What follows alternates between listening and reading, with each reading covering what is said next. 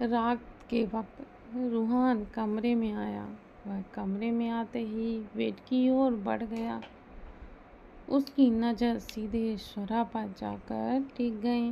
स्वरा बैठे बैठे ही सो चुकी थी। उसके गालों पर बहते आंसू सूख चुके थे। वह सब देखकर रूहान धीरे कदमों से चलकर बेड पर जाकर बैठ गया। वह एकटक स्वरा के मासूम चेहरे को देखने लगा। स्वरा के जबड़े पर रूहान के हाथों के निशान अब तक मौजूद थे। रूहान ड्रॉ से फर्स्ट एड बॉक्स निकाला और स्वरा को धीरे धीरे से दवाई लगाने लगा। स्वरा बहुत ज़्यादा गहरी नींद में थी, जिससे उसको इन सब का बिल्कुल भी अंदाज़ा नहीं था। दवाई लगाने के बाद रूहान स्वरा को बेड पर अच्छे से लेटाया और उसे अच्छे तरीके से कंबल से उड़ा दिया।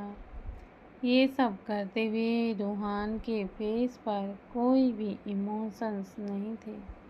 आखिर में रूहान स्वरा के बगल में लेट गया और उसे करीब खींचकर उसके चेहरे को देखने लगा। स्वरा भी कसमसाते हुए रूहान को टाइटली पकड़ लिया। स्वरा के चेहरे को उसकी जुल्फें ढक रही थीं। रूहान अपने हाथ बढ़ाकर उसके चेहरे से बालों को हटाया और आगे बढ़कर धीरे से स्वरा के माथे पर किस किया। रूहानी दूध गर्म करके तेजस के कमरे में चली गई।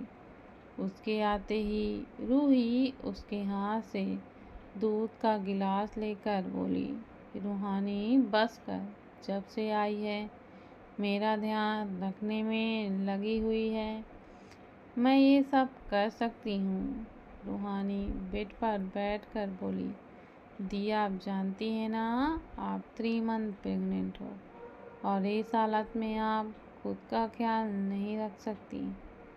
रूही मुस्कुराते हुए रूहानी के बगल में बैठ जाती है और साइड हक कहते हुए बोलती है, हाय मेरी रूहानी, कितनी बड़ी हो चुकी है तू।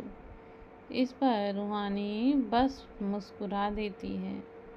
रूही कुछ सोचते हुए अपने सिर पीट कर बोली, ओ गॉड, वंश से तो मैं खाना खाने के लिए पूछना ही भूल गई। वो शायद अभी ऑफिस से आया होगा, मैं अभी ही पूछ लेती हूँ। बोलकर रूही आगे बढ़ने को हुई कि तुरंत रूहानी ने उसका हाथ पकड़ लिया और नजरें दूसरी तरफ वह करते हुए बोली, दी आप आराम कीजिए, मैं उसके लिए खाना लेकर जाती हूँ। रूही कुछ देर तक रूहानी को देखती रही, फिर उसने हाँ में सिर हिला दिया। रूहानी किचन में जाकर सर्वेंट से खाना गर्म करवाया और वह लेकर वंश के कमरे की तरफ बढ़ गई। जाते वक्त वह खुद में ही बड़बड़ाने लगी, देखो तो जरा, खुद नीचे जाकर खाना नहीं खा सकता, उसे तो महाराज की तरह अपने कमरे में ही खाना चाहिए। मेरी दी तो उसकी नौकर है ना, और अब मुझे भी खुद का नौकर बना दिया। वह वैसे ही सब कुछ बड़बड़ाते हुए वंश के कमरे में पहुंच गई। अंदर जाते ही उसे वंश सिर्फ एक टॉवल में दिखता है। वंश उसी वक्त शावर लेकर बाहर आया था। यह उसके भीगे शरीर से साफ पता चल रहा था। वंश इस वक्त रूहानी को पीट करके खड़ा था। किसी के आने की आहट से वंश बिना मुड़े हुए बोला, भाभी, मैंने आपसे कितनी बार कहा है कि आपको मेरे लिए खाना लाने की ज़रूरत नहीं है, मैं खुद नीचे जाकर खा लूँगा। वंश के बोलने पर रूहानी शरारत से मुस्कुराते हुए बोली, बिना कपड़ों के रहना तुम्हारा शौक है क्या? दीदी के देवर। वंश जैसे ही रूहानी की आवाज़ सुना तो झट से पलट कर देखा। रूहानी को कमरे में देखकर कुछ पल के लिए तो वंश हैरान रह गया। फिर वह भी शरारत से मुस्कुराते हुए बोला, और मुझे बिना कपड़ों के देखना तुम्हारा शौक है क्या, भाई की साली? रूहानी ने आगे बढ़कर टेबल पर खाना रख दिया। फिर वंश को देखकर जवाब दिया, आंखें हैं देखने के लिए। वंश भी उसी के अंदाज में बोला, बॉडी है दिखाने के लिए। उसकी इस बात पर रूहानी थोड़ी सी चिढ़ गई और वह वहाँ से जाने लगी। तभी अचानक से वंश ने रूहानी का हाथ खींच लिया, जिससे वह सीधे वंश के सीने से जा लगी। रूहानी घूर कर वंश को देखने लगी। वंश मुस्कुराते हुए रूहानी के कमर पर हाथ रखकर खींच लिया, जिससे रूहानी उसकी ओर और ज़्यादा करीब आ गई। वंश रूहानी के बाल को कान के पीछे करते हुए बोला, इतनी जल्दी भी क्या है भाई की साली साहिबा? खाना लेकर तो आ गई, अब इसे खिलाएगा कौन? रूहानी वंश को घूरने लगी। वह बोली, क्यों तुम्हारे हाथ नहीं हैं? इस पर वंश ने जवाब दिया, हाथ तो हैं, लेकिन पता नहीं क्यों आज तुम्हारे हाथों से खाने का मन कर रहा। और वैसे भी तुम्हें याद है ना, बचपन में जब तुम रोती थी, खाना नहीं खाती थी, तो मैं ही तुम्हें खिलाता था। रूहानी वंश को धक्का देकर दूर हो गई और बोली, वो तो इसलिए क्योंकि तुम ही मुझे रुलाते थे और मार खाने के डर से मुझे ज़बरदस्ती खाना खिलाते थे, जबकि मुझे तुम्हारे हाथ से कभी खाने का मन ही नहीं करता था। तुम ना एक नंबर के बदमाश हो, मुझे तुमसे बहस ही नहीं करनी। इतना बोलते हुए रूहानी जल्दी से कमरे से निकल जाती है। वंश रूहानी को देखते हुए सीरियस होकर धीरे से बोला, सब कुछ कितना बदल चुका है, लेकिन तुम अब भी नहीं बदली। मेरे प्रति तुम्हारे इमोशंस वही के वही हैं। तुम वक्त के साथ कभी नहीं बदली, लेकिन मैं बदल गया। मेरे तुम्हारे प्रति नज़रिया बदला और शायद। बोलते हुए वंश एकदम से रुक गया। वंश की आंखें एकाएक से बंद हो गईं। आंखें बंद होते ही उसकी आंखों के सामने एक नज़ारा छाने लगा, जिसमें एक लड़का एक लड़की को पीठ में लादे हुए था और लड़की हंसते हुए उस लड़के से बातें ही कर रही थी। वह लड़का भी बहुत ज़्यादा खुश था। वंश यह सब सोचते सोचते एक आवाज़ उसके कान में गूंजने लगी, वंश तुम मजाक कर रहे हो ना? तुम मुझसे प्यार करते हो, ये तुमने पूरे कॉलेज में सबके सामने कबूला है। फिर तुम ऐसा क्यों बोल रहे हो कि तुम मुझसे प्यार नहीं करते? वंश झट से अपनी आंखें खोली और कसकर मुट्ठियां कस ली। कमरे में दिव्या और आदित्य एक दूसरे से लिपट कर सो रहे थे। दिव्या अचानक ही आदित्य से बोली, मिस्टर हस्बैंड, जब मैं प्रेग्नेंट थी तो आपने मुझसे कल झूठ क्यों कहा? आदित्य दिव्या की नाक को रब करते हुए बोला, जब तुमने कहा कि तुम्हें ऐसा महसूस हो रहा है कि तुम प्रेग्नेंट हो, तो मैंने सोचा एक बार टेस्ट कर लूं कि तुम्हें अपने एहसास पर भरोसा है या मेरी बात पर। बस इसलिए मैंने तुमसे झूठ बोला कि तुम प्रेग्नेंट नहीं हो। दिव्या बस आदित्य को देखने लगी। वहीं आदित्य भी दिव्या की आंखों में देखने लगा। आदित्य उसकी आंखों की गहराई में देखते हुए बोला, बहुत भरोसा करती हो ना तुम मुझ पर। दिव्या मुस्कुराते हुए बोली, हद से भी ज़्यादा विश्वास है हमें आप पर। खुद से भी ज़्यादा भरोसा करती हूँ मैं आप पर। आदित्य दिव्या के मुस्कुराते हुए चेहरे को छूकर उसे एकटक देखने लगा। दिव्या एकदम से उसके ऊपर चढ़कर लेट गई और आदित्य के माथे को चूम कर बोली, बहुत रात हो गई है मिस्टर हस्बैंड, सो जाइए। मैं आपकी हूँ और हमेशा आपकी रहूँगी। आदित्य दिव्या को गले लगाकर धीरे से बोला, वाइफी मुझे भूख लगी है, तुम्हें खाने का मन कर रहा है। इतना कहते हुए आदित्य के हाथ दिव्या के ब्लाउज के अंदर चला गया। दिव्या की हैरानी से आंखें बंद हो गईं। कुछ देर में दोनों के कपड़े फर्श पर गिरे हुए थे। कमरे में दिव्या की बस सिसकियाँ और आहें ही गूंजने लगी। वहीं आदित्य दिव्या को प्यार करने में डूबा हुआ था। सुबह ज्येष्ठा एक डार्क ब्लू कलर की साड़ी में ध्रुव के ऑफिस में बैठी बोर हुए जा रही थी।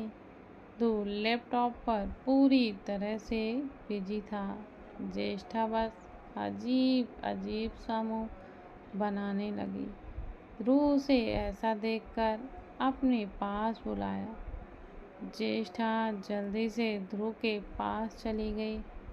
उसके पास आते ही ध्रुव ने उसका हाथ पकड़कर झटके से उसे अपने पास खींच लिया, जिससे वह सीधे उसके गोद में बैठ गई। ध्रुव एक नज़र ज्येष्ठा को देखकर फिर लैपटॉप पर बिजी हो गया। तभी अचानक केबिन का नॉक हुई। ध्रुव अंदर आने का परमिशन दिया। एक लड़की शॉर्ट ड्रेस में आई और एक फाइल ध्रुव के करते हुए बोली, सर इसमें आपके सिग्नेचर चाहिए। ध्रुव बिना उसे देखे फाइल लिया और फिर उसे देखने लगा। इस बीच उस लड़की की जलती नज़रें ज्येष्ठा पर टिकी हुई थीं। ज्येष्ठा को ध्रुव के गोद में बैठा देख उस लड़की ने अपनी मुट्ठियां कस लीं। ज्येष्ठा को भी जब किसी की नज़रों की तपिश महसूस हुई तो वह उसे ही देखने लगी। वह लड़की अब बहुत प्यार से ध्रुव को देखने लगी। यह देखकर ज्येष्ठा ने एक नज़र ध्रुव को देखा, फिर सीधे ही उसे किस करने लगी। ध्रुव तो एकदम से हैरान रह गया। वहीं वो लड़की और ज़्यादा गुस्से से ज्येष्ठा को देखने लगी। ध्रुव पीछे होना चाह रहा था, लेकिन ज्येष्ठा ने उसके होठों को बिल्कुल भी नहीं छोड़ा। कुछ देर बाद ज्येष्ठा ने किस ब्रेक की और टेबल से फाइल उठाकर उस लड़की के मुंह पर फेंक कर बोली, इसे बाद में सिग्नेचर करा लेना, अभी तुम्हारे सर बहुत बिजी हैं। इतना बोलते ही ज्येष्ठा फिर एक बार ध्रुव को किस करने लगी। वह लड़की पैर को पटकर वहाँ से चली गई। अब ध्रुव भी ज्येष्ठा को बेतहाशा चूमने लगा। वह किसके साथ बाइट करने लगा। ज्येष्ठा ने उसे धक्का दिया, जिससे दोनों के होंठ अलग हो गए। ज्येष्ठा ध्रुव को घूर कर बोली, Dhruv I don't bite my lips. Dhruv Jyeshtha के मुलायम गुलाबी होठों को सहलाते हुए बोला, व्हाई बेबी। ज्येष्ठा मुंह बनाकर बोली, दर्द होता है ध्रुव। ध्रुव मुस्कुराया और ज्येष्ठा के गर्दन की ओर बढ़कर धीरे से बाइट कर लिया। ज्येष्ठा के मुंह से आह निकल गई, जिसे सुन ध्रुव ज्येष्ठा को देखने लगा। कुछ देर बाद ज्येष्ठा ध्रुव के गले पर बाहें डालकर बोली, ध्रुव, अभी जो लड़की आई थी उसे ऑफिस से निकाल दो। उसकी इंटेंशन सही नहीं लग रही है। ध्रुव ज्येष्ठा के नाक को अपने नाक से रब करते हुए बोला, एज यू विश बेबी। ध्रुव एक बटन प्रेस किया। उसके साथ ही कालू अंदर आया। उसकी नज़रें झुकी हुई थीं। ध्रुव ज्येष्ठा के बालों से खेलते हुए बोला, अभी जो लड़की मेरे कैबिन में आई थी उसका रेजिग्नेशन लेटर अभी तुरंत मुझे चाहिए। कालू यस बॉस बोलकर वहाँ से चला गया। ध्रुव ज्येष्ठा के होठों को सहलाते हुए, अब खुश? ज्येष्ठा ने मुस्कुराते हुए हाँ में अपना सिर हिला दिया। तभी अचानक धड़ाम की आवाज़ के साथ केबिन का दरवाज़ा खुला। ध्रुव ने घूर कर सामने देखा। सामने से मयंक डॉक्टर की दृष्टि में था। मयंक दोनों को देखकर उनके पास गया और ज्येष्ठा की ओर हाथ बढ़ाकर बोला, हाय भाभी। ज्येष्ठा ने मयंक का हाथ देखा, फिर वह ध्रुव को देखने लगी। ध्रुव ज्येष्ठा को देखता पाकर बोला, मैं तुम्हें इसी से मिलाने लेकर आया हूँ। ये मेरा दोस्त मयंक है। बचपन से हमने साथ में पढ़ाई की। यह सुनकर ज्येष्ठा ध्रुव से अलग होकर मुस्कुराते हुए मयंक के हाथ मिलाई। कुछ ही देर में मयंक ज्येष्ठा का हाथ छोड़कर ध्रुव को देखकर बोला, तो चलें? ध्रुव लैपटॉप को देखते हुए जवाब दिया, हाँ बस 10 मिनट। तब तक तू अपनी ड्रेस चेंज कर ले। मयंक वहाँ से केबिन अटैच बेडरूम में गया। वहाँ देखा तो ध्रुव ने पहले ही मयंक के लिए ड्रेस ऑर्डर कर दी थी।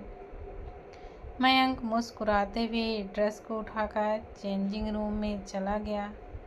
रूहान परेशान होकर हर जगह शौरा को ढूंढ रहा था। जब से वह सुबह उठा था, एक बार भी उसने शौरा को नहीं देखा। सभी सर्वेंट और बॉडीगार्ड से पूछने पर भी सबका जवाब बस यही होता कि उन्होंने नहीं देखा। रूहान कदम बढ़ाते ही जा रहा था कि उसका फ़ोन रिंग होने लगा। रूहान फ़ोन रिसीव किया तो दूसरी तरफ से आवाज़ आई, सर, भैरव अरोरा जेल से भाग गया। पुलिस स्टेशन की कंडीशन बहुत ही ख़राब हो चुकी है। बहुत से पुलिस जख्मी भी हैं। यह सुनकर रूहान को शौरा के गायब होना याद आया। रूहान कॉल कट करके शौरा का कॉल बहुत बार ट्राई करने लगा। उसके चेहरे पर अब परेशानी के साथ फिक्र भी दिखाई देने लगी। तभी उसके कंधे पर कोई हाथ रखता है तो रूहान परेशान होकर मुड़ा तो देखा अनुज उसे देख रहा था। अनुज रूहान के कंधे पर हाथ रखकर पूछता है, क्या हुआ रूहान? रूहान परेशान होकर शौरा को कॉल करते हुए बोला, ब्रो, वो कहीं नहीं मिल रही है और उसका भाई भी जेल से भाग गया है। पता नहीं कहाँ पर चली गई है। अनुज रूहान को ऐसे परेशान देखकर हंसने लगा। रूहान कंफ्यूज होकर अनुज को देखता है। अनुज कुछ देर बाद हंसना बंद करके सीरियस होकर कहता है, रूहान, तू तो उसे धोखेबाज समझता है ना? तो फिर वो रहे या फिर ना रहे, तुम्हें क्या फ़र्क पड़ता है? रूहान अनुज को देखने लगता है। अनुज रूहान के कंधे पर हाथ रखकर कहता है, शोरा यहाँ से भाग गई है रूहान, और तुमने ही उसे भागने पर मजबूर किया है। उसने अपनी दीदी को छोड़कर हमें अपना परिवार समझा और तुमने उससे ज़बरदस्ती बिना मतलब के शादी कर ली। फिर भी उसने तुमसे कुछ भी नहीं कहा। उसने हमेशा तुम्हारे साथ जुड़ने की कोशिश की, लेकिन तुमने क्या किया? हर बार उसे हर्ट करता रहा। बस इसलिए वो यहाँ से चली गई है, हमेशा हमेशा के लिए। यह सुनकर रूहान के कदम पीछे होने लगते हैं।